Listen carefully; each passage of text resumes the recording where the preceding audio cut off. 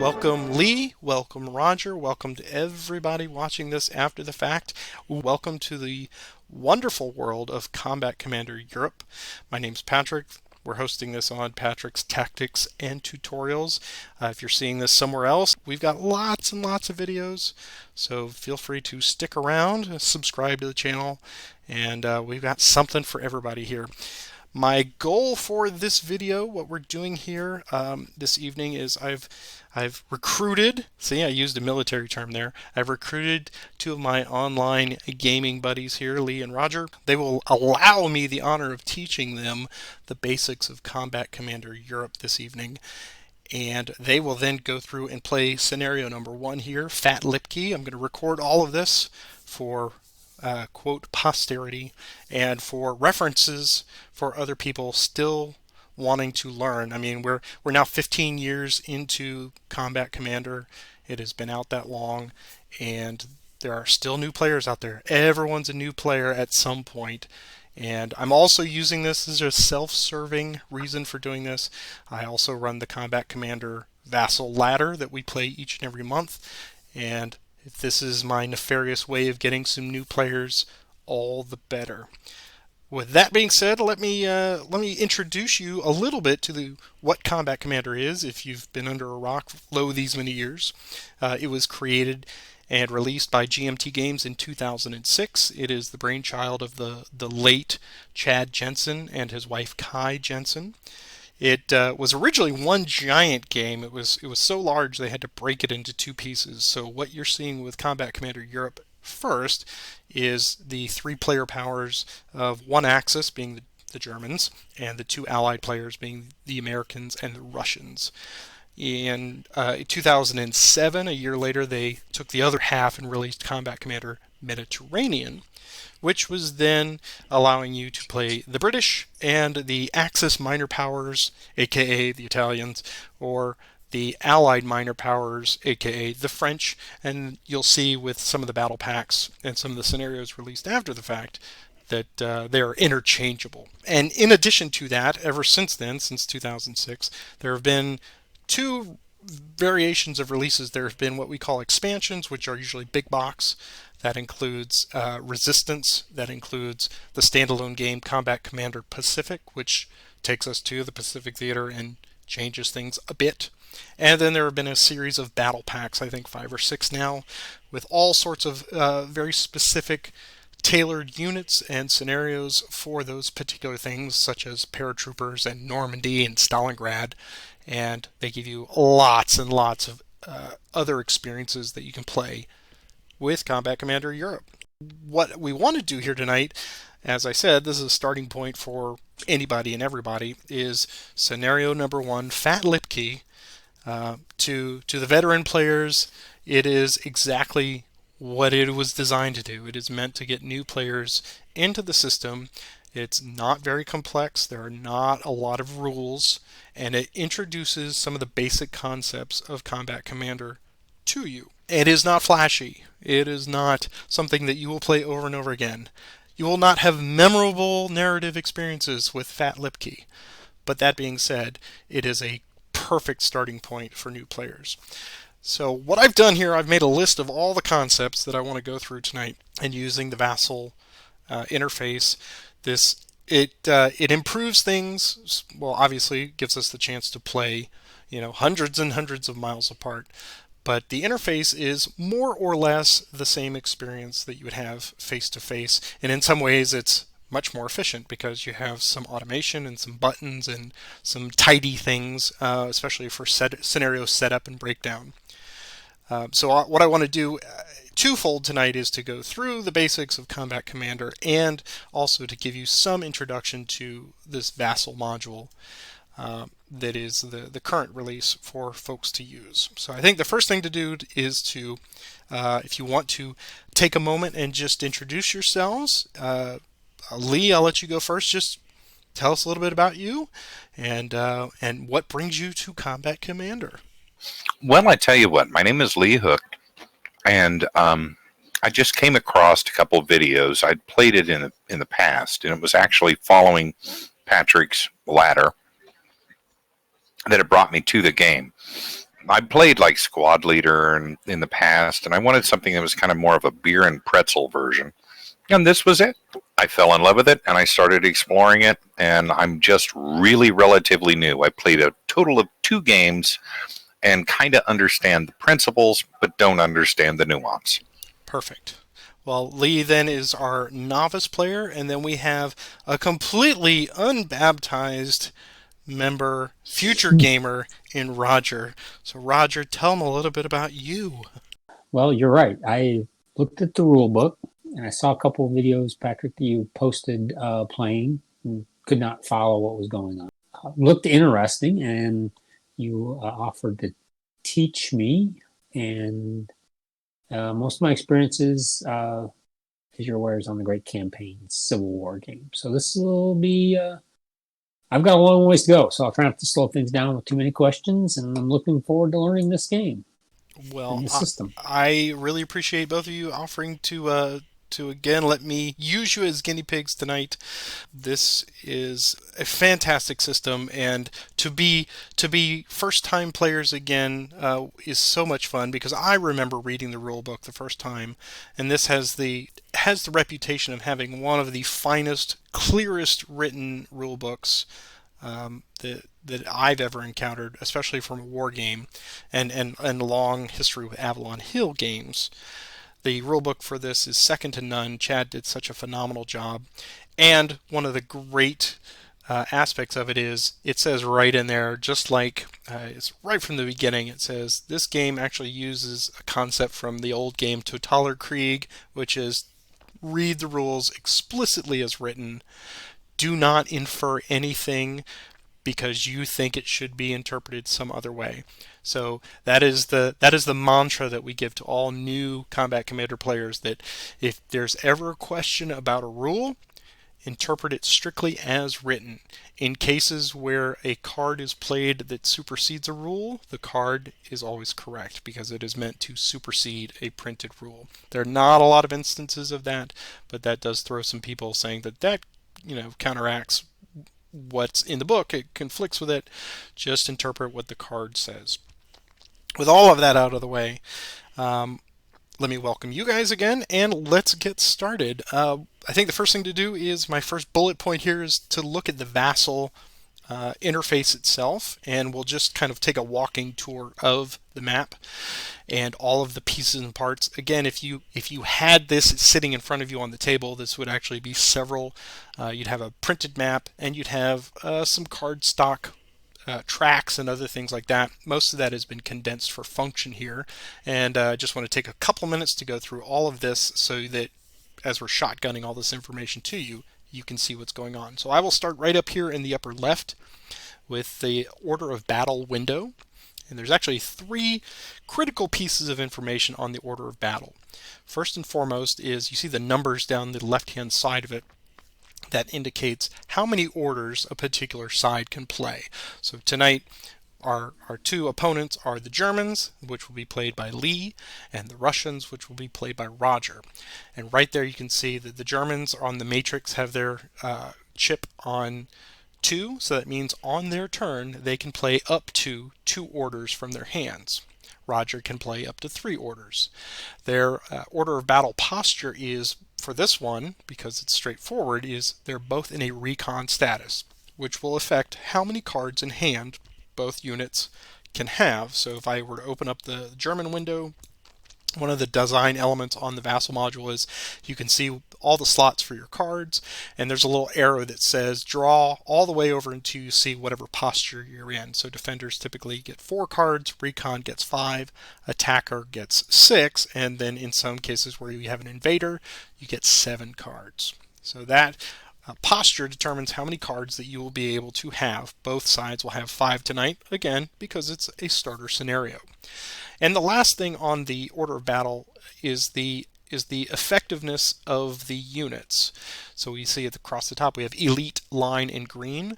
That is, there are multiple opportunities for you to deploy units. You can actually break them down from a squad level into smaller team units, and that will tell you how effective those units are. So they're just kind of middle of the road line units. In some scenarios, you'll break down into green units, kind of conscripts, or elite commandos. In this case, it's very vanilla. If you deploy a team from a squad rather down into a team, then you'll get line teams. All right, moving across the top there, we see that the year marker in every scenario, it will indicate what year it is. This is obviously a very early scenario. This is Barbarossa-esque, and it occurs in the year 1941. The most important factor of that is on some events, it will have a time range that will, for example, air power is an event you can get, and they can only be used if the year corresponds with whatever's in that range. So just depending on what you draw. Across the top, you see the time track that is used in every single game. In this one, it starts with time marker 2, and then we see we have a sudden death marker there. That means once we get to the point where we've reached the 7th time interval is probably the better way to explain it. The time marker will advance in one of two different ways. Either when a player has depleted his card draw deck, in which case that will automatically advance the time marker, or if through play of a dice roll, which we will talk about later, with all the dice being on the cards, if that comes up in a time trigger comes up, then you will automatically take a moment, interrupt the game, and advance the time to the next time interval. So that can happen in some games much quicker than you anticipate, either through cards being depleted quickly or time triggers just coming up randomly. So a game of Combat Commander is variable. In any game of Combat Commander, you don't know how quickly or how slowly the time will advance. However, when you hit that sudden death, then from that point on, you're going to be drawing a card at the end of each time interval to see if the game immediately ends. Otherwise, you keep going on. Obviously, when you get to the 12th time interval, it is more and more likely that the game is going to end at that point. Over here on the right, we have the victory point track. This is a zero-sum game, meaning that most scenarios are set up where one unit is already, or one side is already pre-programmed with a set number of points. And because this is zero sum, when points are earned by the opposing player, first thing it does is it takes points away from one side and then it starts adding it to the other side. So right now, because of this being a starter scenario, they started the VP at 0, and as you earn points, that will move back and forth depending on who is earning the points. The most common ways to earn points in this game, there's one of 3 different ways. You can earn them from capturing objectives, which we will get to momentarily, by eliminating units, or by moving your units across the edge of the map on your opponent's side and exiting the map edge. Any of those 3 things are going to earn you points, depending on whether it's a squad or a team or a leader that is affected by any of those conditions. Move down here to the card draw section. One of the nice things about the Vassal module is that you're not actually physically drawing cards. You have these little buttons here that will do one of the 3 aspects of card draws that you would normally do face to face. It is either a die roll card draw. If you trigger an event, then you would draw a subsequent card and read the event on it. It will do that for you here. Or if that event requires a random hex, you will then click one of those buttons and it will draw a card for you. So you can see that one card draw can cascade into multiple following cards depending on the nature of if an event's drawn or if you need random hexes. Luckily, the Vassal module will do all of that for you, so that's kind of nice. The initiative card is up there next to the axis per this scenario. The initiative card serves 2 purposes. First, it allows you, by surrendering the initiative card to your opponent, you can force a reroll of any, and that any is in capital, any die roll. And in some cases, some very heated games, that initiative card can pass back and forth over and over again, depending on the nature of when it's being used. The other thing it represents is at the end of the game, if the game were to end right now and the victory point track is at 0, like it is, then whoever is holding the initiative card immediately gets 1 victory point, and that acts as a tiebreaker, and then the holder of the initiative card would win the game. So it serves those 2 purposes. Very important. If you take away nothing else from this tonight, just realize that there's a significant weight and importance to the initiative card. Looking onto the map itself, we see, as we would see in any World War II game, we have a variety of terrain. We'll talk about the terrain a little bit later, but I want to direct your attention to these red dots. They are numbered 1 through 5. Every map in Combat Commander will have 5 hexes on there with these red dots from 1 to 5. On their own, as they stand right now, they are absolutely meaningless. They have no value whatsoever to the players. We are about to change that because right below at the bottom here we see Axis and allied objectives and an open objective. Right above that you can see that currently, per this scenario, all of the objective locations are completely uncontrolled. In some scenarios, they're pre-programmed, depending on the setup areas, that one side will control multiple ones. And depending on that factor, you may adjust the victory points before the game even starts. In this one, nobody will control anything from the beginning, but we are going to, right now, the first thing that these guys get to do is to draw an objective for their side. So, Lee, why don't you do the honor? Assuming you are logged into as the German player. I'm ready to rock. Perfect. I'm ready to play. Drag one, so we cannot see it. I'm observer. I can't see what that is. Roger, go ahead and draw one for the allied objective. And what I will do here as the independent third-party observer is I will draw an objective for the open, and this is actually a really good one. If for the open one, and this is open knowledge to both sides, if at the time of sudden death, one player controls all 5 of the objective locations, no matter what the score is, they would immediately win at sudden death. So that adds an interesting wrinkle. That is the only information that both sides know right from the beginning here.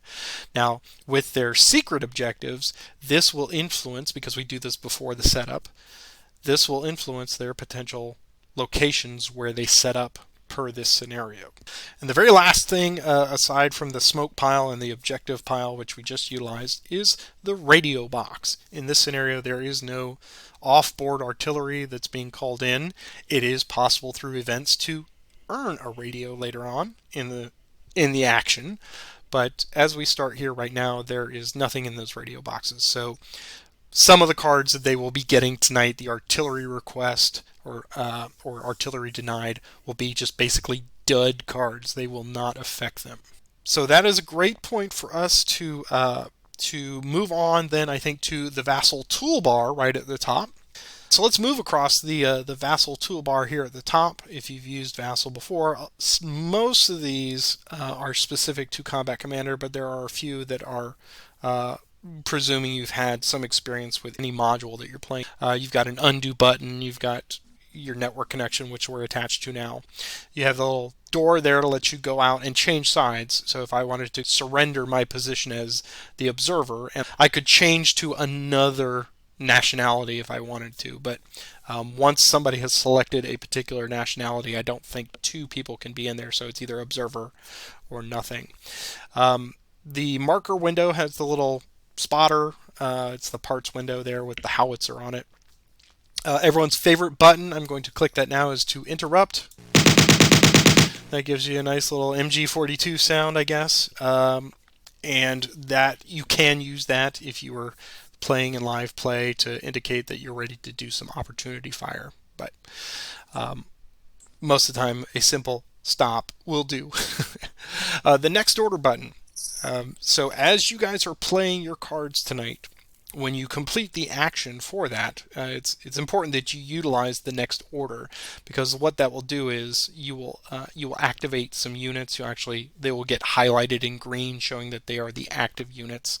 And when you click the next order, it will put that little halo around them in red to indicate that they've already done something this turn and they cannot be activated a second time.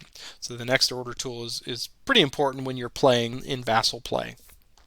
The next button there with the little clock on it is the forward. It moves the time marker ahead and will indicate that somebody has either depleted their deck or the time trigger. That is whoever caused the time to advance will actually. The little wrench or spanner for our European friends and the screwdriver there, when you click on that, it will open your staging map with all of your units. You guys are welcome to look at that. This is everything that's pre-programmed for the scenario. So these are the units that you'll have to work with when we do the setup. And most of these that are already saved in the Vassal module already have everything set up, so you don't need to go digging for them.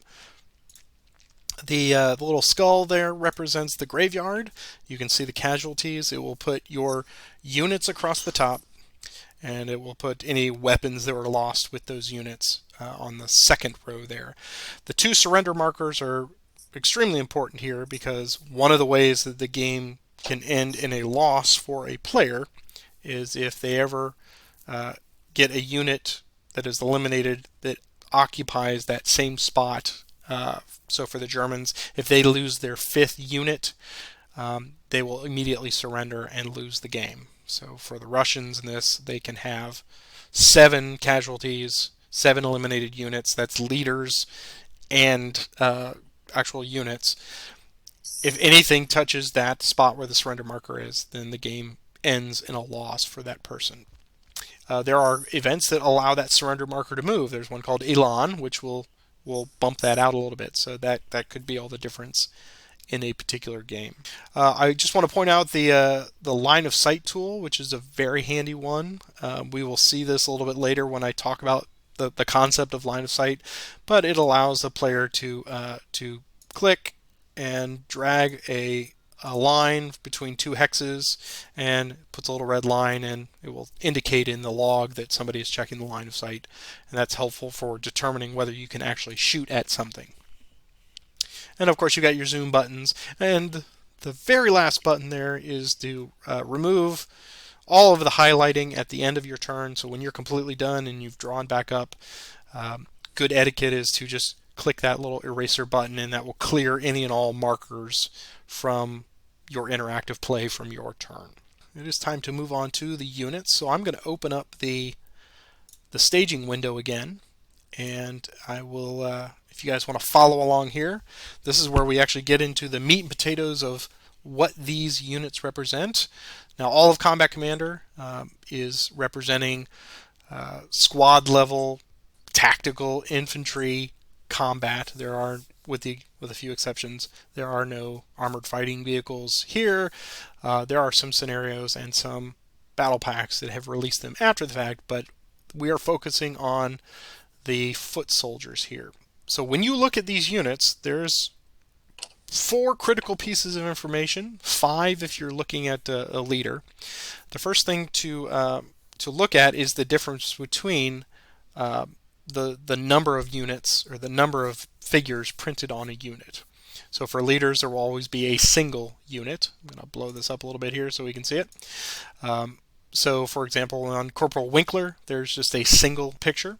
We don't have any teams in this one. A team represents about 5 men, but on the marker on the chit itself, it's just 2 individuals. And a squad will always have 4 individuals on it, and that represents a squad of about 10 men. So when we look at the numbers across the bottom, that's probably the best place to start. Working left to right, the first number represents the firepower of that unit. This is all of their individual weaponry, rifles, some small squad-based weapons that kind of all abstracted into the general firepower of that unit. The number in the middle represents the range that that unit has in hexes. So this rifle unit here for the Germans can shoot something up to 5 hexes away, and that can be modified, which we'll talk about momentarily. And then the last number on the unit there, the far right number, is how many movement points that they have as a rule. Again, unmodified. So that's the number of movement points that they can expend, and terrain will have an effect on that. As they cross different types of terrain or roads, they will expend them in variable ways. The number in the upper right hand corner in white is their morale. So this comes in during a combat session. When an attack occurs, the attacker will make a roll based on his firepower, and he will then add to it a die roll, which is a card draw. And then the defender will take this number, which is their morale, and it will be modified by the cover of the terrain that they are afforded, whatever hex they're in, and they will also do a die roll. And so basically you will take the attacker's total number versus the defender's morale total number with defense and everything, and just look to see which one is higher. If the attacker is higher, then he will break the unit that is being attacked. If the defender is higher, nothing happens. It's just a failed attack. It is really just that simple. That's how easy the combat is in Combat Commander. The leadership, let's move back up to the leader himself. The leader, we got Corporal Winkler at the top, and then the Russians have Sergeant Kovalev and Corporal Krylov. The only difference between them, aside from their insignia of rank, is that there's a number printed inside of a hex. This has two purposes. One, it tells you what the intrinsic command value of this unit, of this leader, is.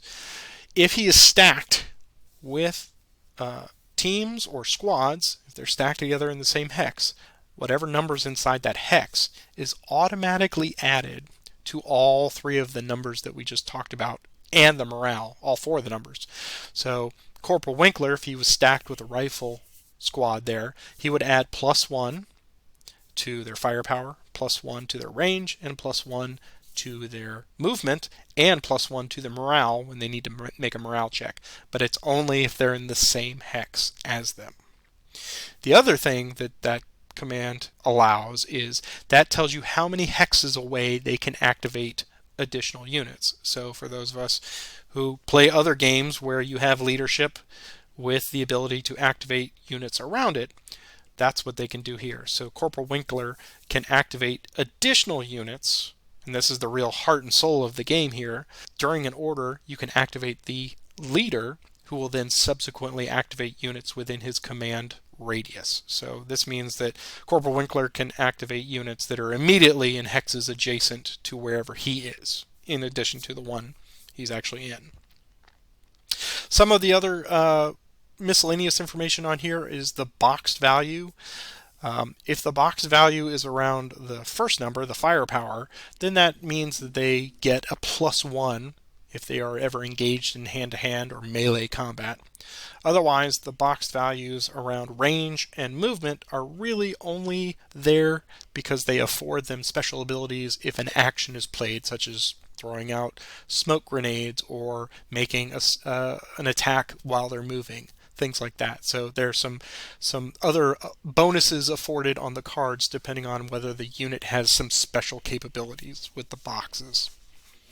And then finally, let's talk about the weapons. The weapons are similar. They only have 2, well, most of them have 2 numbers. You can see, for example, I'm looking at the light machine gun for the Russian player. The first number, again, is the firepower for that. The middle number, the 6, is the range. And the dash means that it does not cause any encumbrance to the unit that is carrying it. So it's a squad level weapon. It does not cause any problems. However, the medium machine gun has a -2 next to it in that. What that means is it reduces the movement capability of the unit that is carrying that weapon by whatever that number is in red. Again, leadership that is in the same hex with that can help offset that. So hauling that medium machine gun around is kind of heavy, but if perhaps Sergeant Kovalev was in the same hex with that unit, he could help offset that negative encumbrance. Units as a whole, if they are carrying a weapon, when they're activated for a fire attack, they can it activates both the unit and the weapon that they are carrying. So they can either attack just as a unit with adding the additional weapon as part of a fire group along with other units around them, or they could fire them separately. We will see that there are pluses and minuses to making multiple attacks with one from the weapon and one from the actual crew that is firing their squad weapons. A weapon must always be assigned to a unit, and for leaders can actually they can have weapons. The only weapons that leaders themselves cannot have are anything with an encumbrance. So Kovalev himself could not be carrying the medium machine gun by himself. He can only help offset it if a rifle unit had that. But yes, he could have a light machine gun himself. So that is the units as a whole. I think this is probably a good time, before we move on to the card draws and talking about what the cards do for us. I'm going to stop recording here since you guys now see the objectives. And if you guys want to send me, Lee, I think you already have, but you can certainly make changes now that you've seen the objectives. Roger, if you want to send me directly... I like them just the way they are. Okay, Roger, if you want to send me your setup hexes, I will set everything up, and then we will see where everyone is, and then I will let you guys draw your cards, and then we will talk about the nature of card play for the game tonight. Sound good?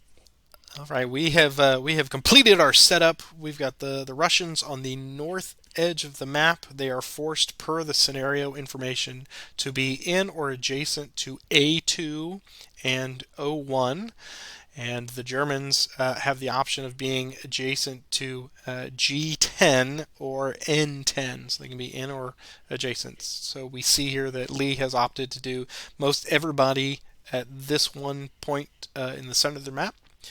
And Roger had so many units because the Russians just have so much in the human wave that he spread it out over multiples. Because this is a great time to talk about stacking limits.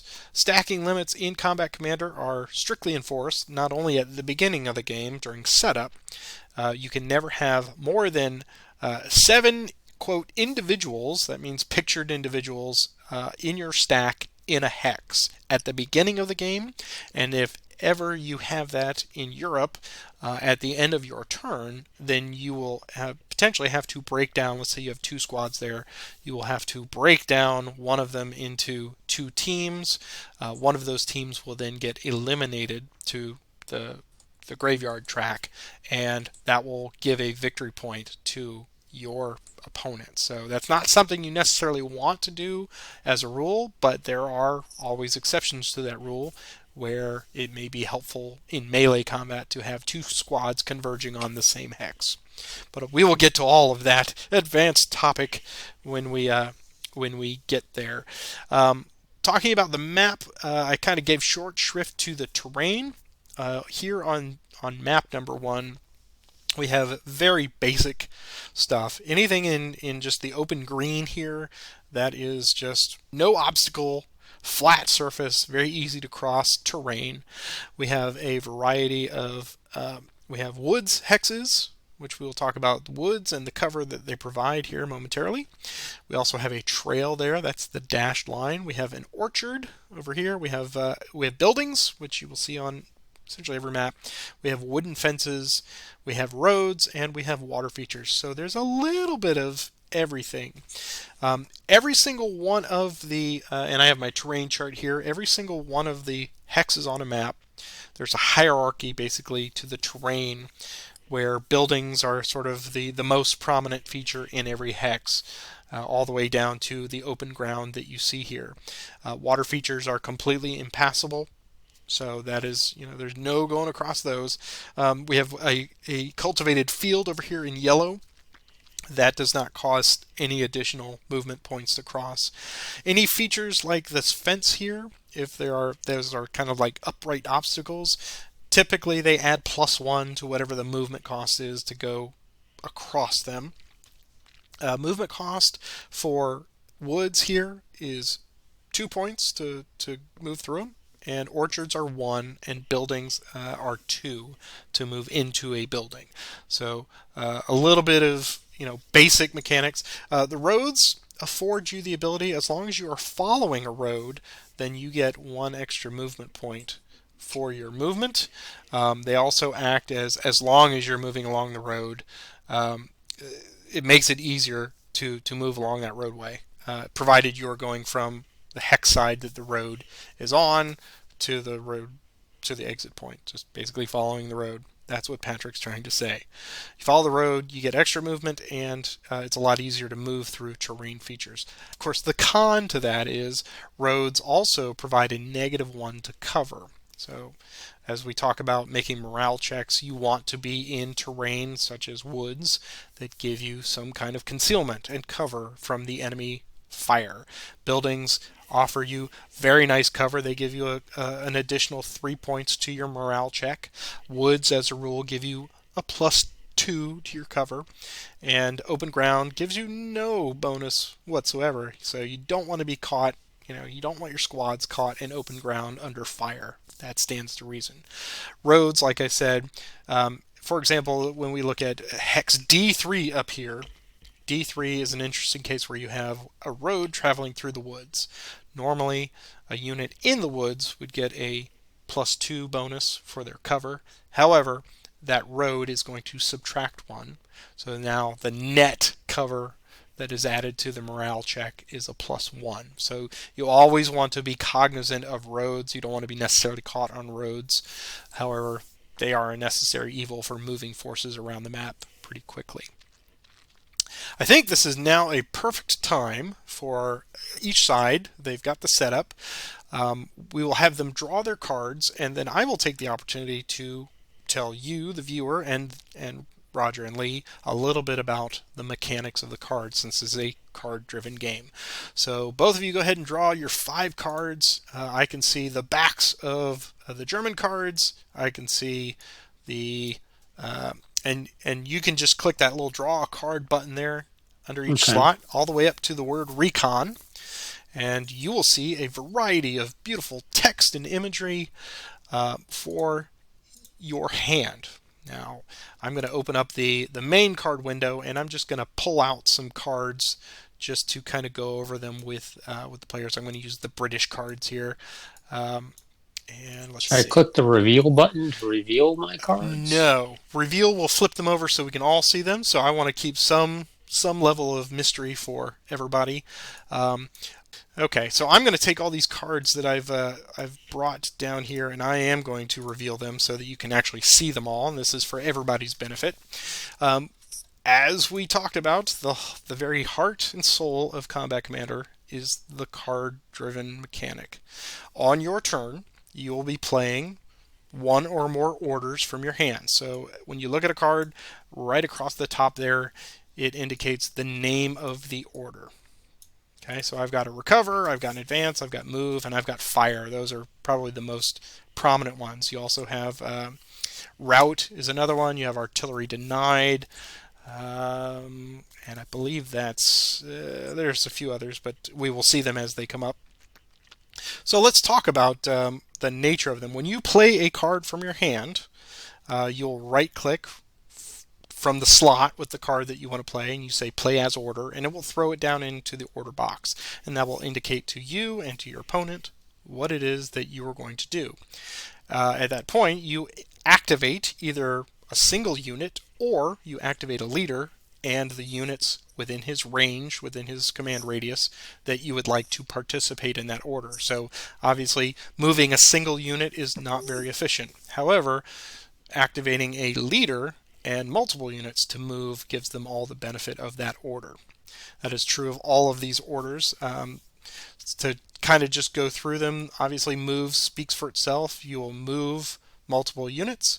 The difference between move and advance is such. Moving allows you to move multiple units up to their movement point cost. So they can cross terrain and they can move a lot farther, a lot faster. Advancing just means that they all advance 1 hex. They move to 1 hex. That has 2 benefits. when you activate a unit to move, as for every single hex that they enter, your opponent has the opportunity to play opportunity fire. So he can shoot at you as you're moving from hex to hex, which can be quite dangerous. However, if you play an advance card, the units just move very safely from one hex to the next. The other benefit of that is advancing is the only way that your units can move into your opponent's hex to engage in melee combat. So you're actually pulling out the bayonets and there's no more shooting anymore. You're just in there to try to kill. So that's the difference between move and advance. Recover cards, as your units will get broken, and we will see that quite a bit tonight, recover allows you to attempt to rally units. So when you play this, every unit that you have, the first thing we'll do is if they have a suppressed marker, all the suppression markers will just magically go away. So they kind of pick their heads back up and realize they're not being shot at anymore. And then you will make a die roll for every unit that is broken and attempt to get underneath their morale number, and that is also modified by their terrain cover. So if these Germans, these rifle units that are in the woods there, they have an 8 morale check. With the woods, they would get an extra +2. So as you roll, when you pull a card or roll, a recover on anything less than 10 would give them a rally. They would flip back over to their unbroken side. And you will do that for every single unit. Obviously, weaker units or units out in the open are not going to fare as well, and they're not necessarily going to rally. The converse to this is there's one called rout, which is recover and rout cards are not necessarily played on the units on the map. They're played on the player or the player's opponent. And a rout basically just works the opposite of a recover. If Roger plays a rout card, he's attempting to rout one or more of Lee's broken units off the map. He will literally go from unit to unit that is broken and attempt to pull a card to roll higher than their modified morale terrain plus their morale number, and whatever the difference is above that, that's how many hexes that Lee would need to move back towards his edge of the map, potentially off the map. If they ever are forced off the map, then they are eliminated, and that will score victory points for Roger. So that's how those work. You can only play a single recover or a single rout on a player per turn. So you can't play multiple recovers on yourself per turn. You only get one shot at it, and then if you have another one, you have to play it on the next turn because it's like playing it on the player themselves. Artillery request, we're not going to go too much into that tonight just because there are no artillery radios in this run right now, but basically that would allow you to activate a leader to make an attempt to do off-map bombardment from mortars or from battleships at sea or whatever. That's where it gets a lot of fun. I love artillery. And then the fire card, the most versatile card in the entire deck. The fire card allows you to do two things. One, if you play it as an order, then you are saying, I am attempting to activate one or more units to bring their firepower to bear against my enemy. The other way you can do it, you can see that it says order/action, is if it's played on the opponent's turn, and we will talk about actions here, but if it's played on the opponent's turn as they're moving in response to a movement card, that allows you to perform opportunity fire. That is sort of the dual nature of the fire cards. It's always good to have a few of these in your hand just for such an opportunity. So the order across the top, those are the ones that is tied strictly to your order limit. So the Germans can play 2 orders from their hand per turn. The Russians can play 3 in this scenario. The next line right underneath the clip art there is action. And this is where you get sort of the most bang for your buck on your hand of cards. Action cards may be played at any time. Again, action cards may be played at any time, your turn or your opponent's turn, as you saw with the fire card, provided the conditions the preconditions are met. So, for example, that crossfire card on the move, if I am firing at a moving target, then I can, which would be opportunity fire, basically, I can add +2. And you are not limited to the number of action cards. As long as they meet the criteria of what you're playing, you can throw down 3 or 4 cards of hand grenades and just keep adding to it. There are things like sustained fire and assault fire and things and spray fire that will allow you to make significantly deadlier attacks on your opponent. We can see the action there for light wounds. If you're about to break, you could use the light wounds card, for example, and break that squad down into a team and give a victory point, but you would not break. They would still be fresh. They'd just be smaller. We see the assault fire there. Make 1 fire attack with any number of your units and weapons with boxed firepower. There's that boxing that we were talking about in the firepower that are currently activated to move. So you can chain these together. These actions can be played in addition to your orders. You are not limited to the number of actions that can be played. Let me give you an example. Like I'm moving. Let's say I play a move card and I start some units moving and they happen to have a boxed movement like these Germans do down here. I could then play the smoke grenades as an action. And they throw out some smoke grenades, they draw some smoke chits, and they do that. Then they move, and if they had a weapon with box firepower in this case, they could then play an assault fire. And there's no limitation on playing multiple actions provided all of the criteria are met for that card. Yeah, so you can really do some extra significant things by chaining, or I say chaining, but doing multiple actions along with the order that you've performed with your units. You can see the action up there, hidden pillbox. You see in red text, the prerequisite for that is defender only. There are a few of these in here that allow you, if you get shot at, that suddenly you have a trench there, or a pillbox in this case. But because you both have the posture of recon in this game, nobody gets the benefit of that. So you cannot use that action in this particular scenario. So there are quite a few cards in there that will not be useful at all from an action standpoint. Those defender-only cards cannot be played by either one of you. But yeah, let me see if there's any other cards I need to draw out that might... there's a route card. And you can see there's a spray fire with it. And it allows you to play when making a fire attack if all the firing pieces have boxed range. So again, that's where the box around the range value comes into play.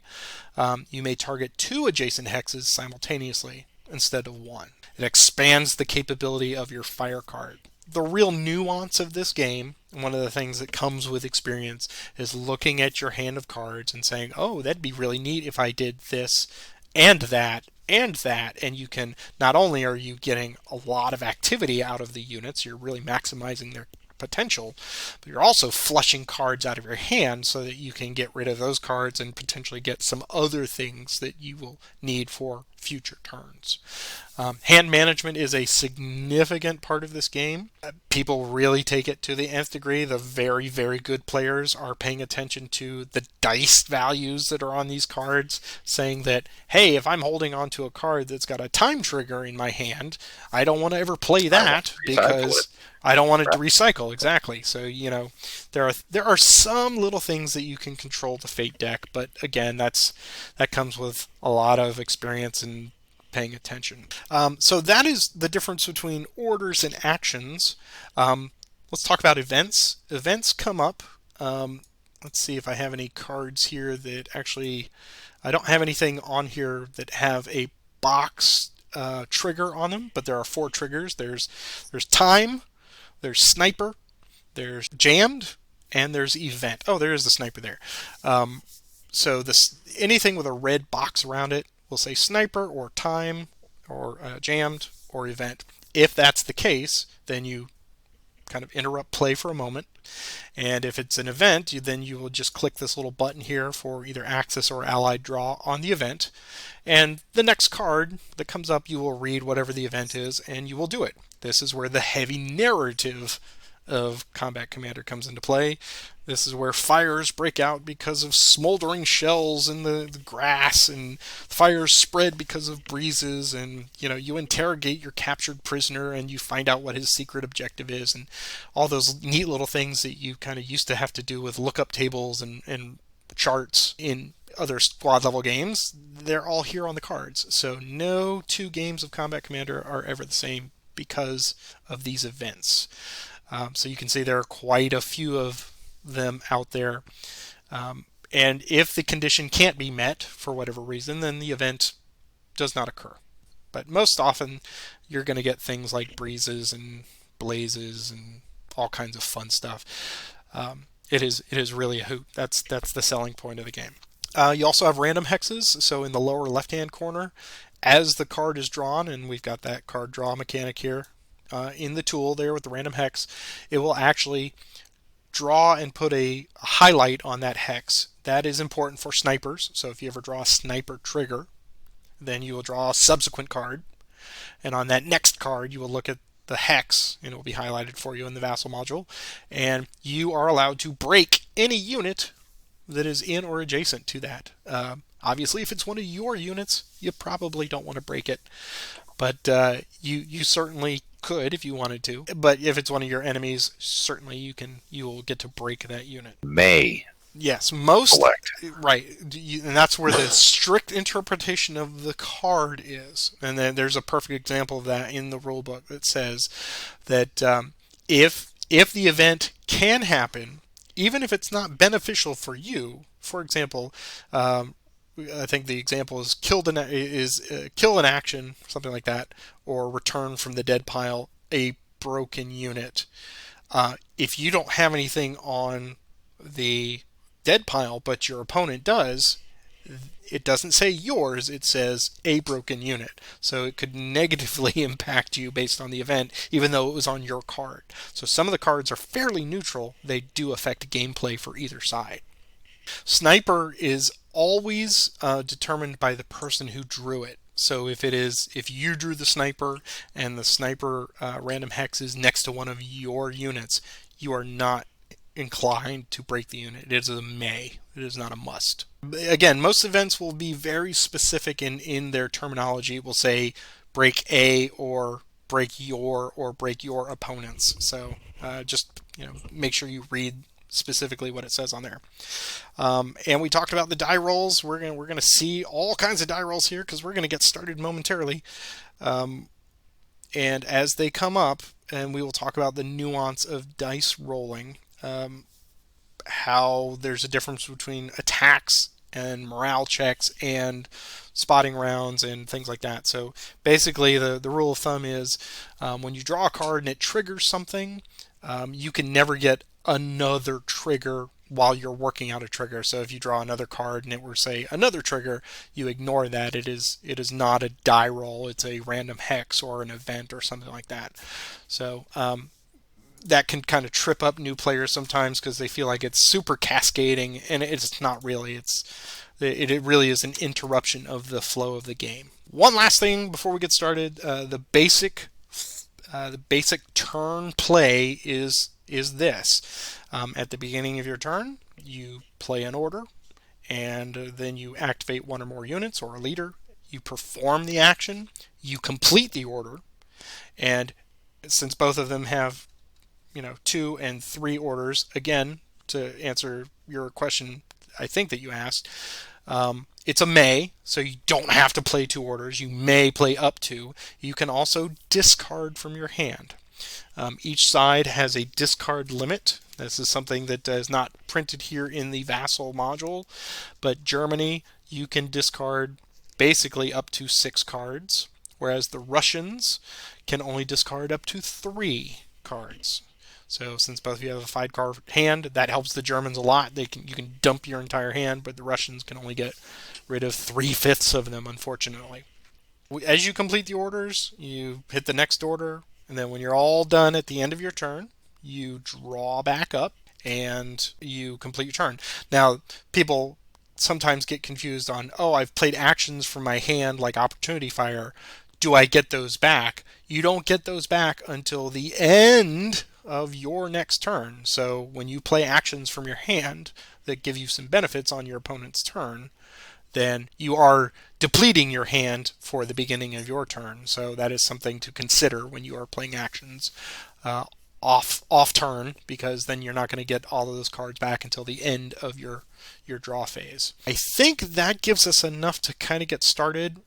As you guys start approaching, we will talk about fire attacks, and we will walk through some basic fire attacks until it becomes second nature to you. But if there are no questions from this point, I think we're ready to go. Are you ready to go? I have one last question. Sure. In your order turn, so in my turn, I declare an order, and I play that order, and I activate, say, 1/3 of my units. On my next turn, that next one cannot activate again, correct? Only activated units can only activate once, no matter what card is played. That is correct. That is correct. And that is even true. My second question would be, after that order has passed, I am either now allowed to make another order or discard and draw more, or do I even allowed to discard and draw more, or is that a separate action as opposed to orders? That is a great question. Discarding can only be done in lieu of actually doing any orders from your hand. So you're either playing orders from your hand, or you are doing your whole turn as a discard. So you're discarding multiple cards, drawing back up, and you're basically passing your turn. Yes, very good question. And discarding 0 cards is a legal thing to do. You can just say, I discard 0, and you're passing the turn. So it's ostensibly a pass, but you're not forced to discard. You're not forced to play any orders. You're just essentially discarding 0 and just seeing what your opponent's going to do on his next turn. I'm going to pull up the scenario information here just to kind of review it again. We are in 1941. This is Lipki, Russia. The VP marker is at 0. We've seen that the time marker is at 2 and the sudden death is at 7. Both units have line quality troops, and allies get 3 orders, Axis get 2. Posture is recon for both. Axis hold the initiative card. We've done the random objective chits, and nobody controls anything at the start of the game. We've done our setup. So the last thing here is, after players draw their opening hands, you've now had a chance to look at your cards.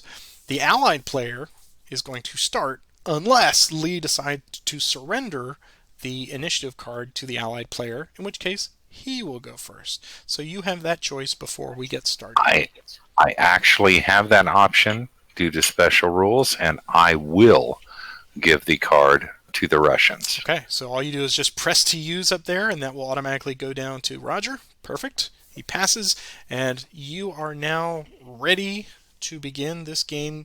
Good luck to you both, and as we go, if you need my help, you just let me know.